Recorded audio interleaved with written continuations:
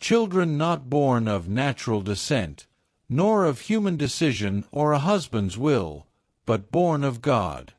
What these lines represent is that these children who have been called children of God are being set apart, and they will be given their own roles to play. They will have missions.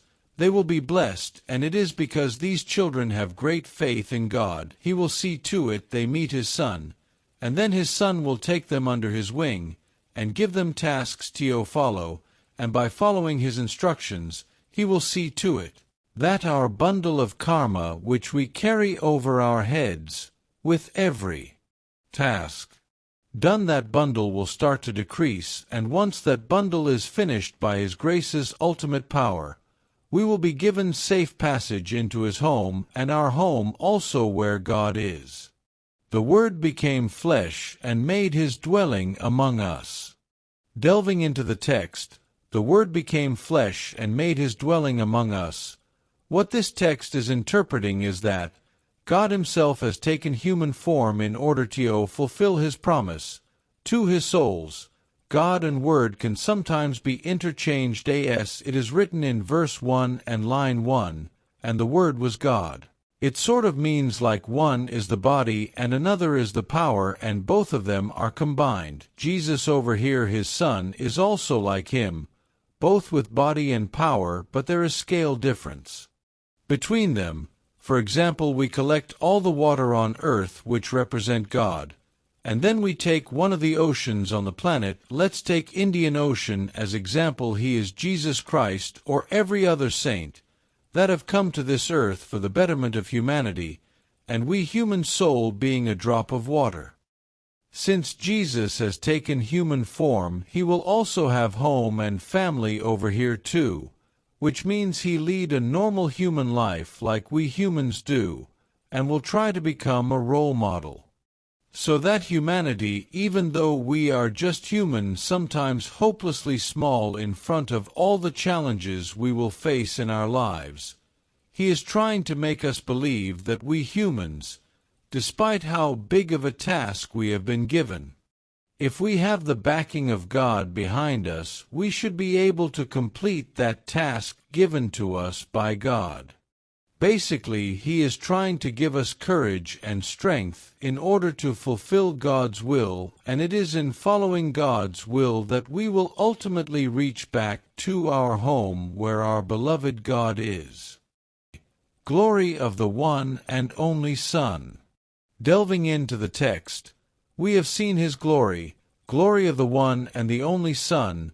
What this text is depicting is that Jesus, and other saints aside from qualities like kindness, graciousness, big heart which forgives all sins, they also have kind of unique, king-type aura as they are Son of God, and God Himself is the King of everything. Then being His Son, He will also be the King which is of the greatest kind. Since He is King, He will also have His citizens, and will also have generals working for Him, with citizens being those people who have followed Him and generals being those people who are children of God, loyal, faithful, soldier-like people. His glory is that with His teaching, and through His loyal followers, He will see to it that every person of His kingdom will come back with Him to their eternal home, and the promise which God made, He, His Son, has achieved it. Things like respect, glory, pride, ego, they don't have much difference in them, and of them will end up making you thick-headed, full of ego, and this ego will in the end will become an obstacle in your path of going back to God. So Jesus and other saints, they are actually above these kinds of worldly things. They don't need to be kings to have this kind of glory. Who came from Father, full of grace and truth. Moving further the text, He who came from Father, the question arises, who is He, and who is Father? The answer is He is Jesus, and Father is God. What this means is that Jesus is of the same essence as God, and the very essence of God is Word. Think of it like God is human body, and a part of body. Let's take a hand is Jesus, and we as humanity are like atoms. So what in real Jesus and other saints have been trying to do, I see to it that we end up becoming part of God. And in order to do that, what they do is make our karma disappear, go through it with the help of destiny, and will also see to it that we become good human beings who do less and less karma.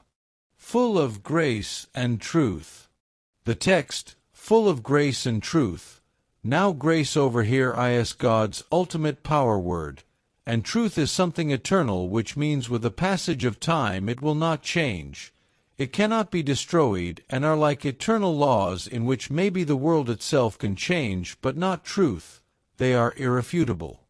What this means in relation to Jesus is that the words which come out his mouth will always be truth. To give you meaning behind this, let's take example. Supposedly Jesus is with his people, and he looks at the sun and points at it, and says that today's sun is looking like moon. It is white in color. Most people listening to will see sun, and sun is still red, and so they will not believe him. But among these people, one who knows the truth of his master will say, if my master says it looks like moon, then it is moon.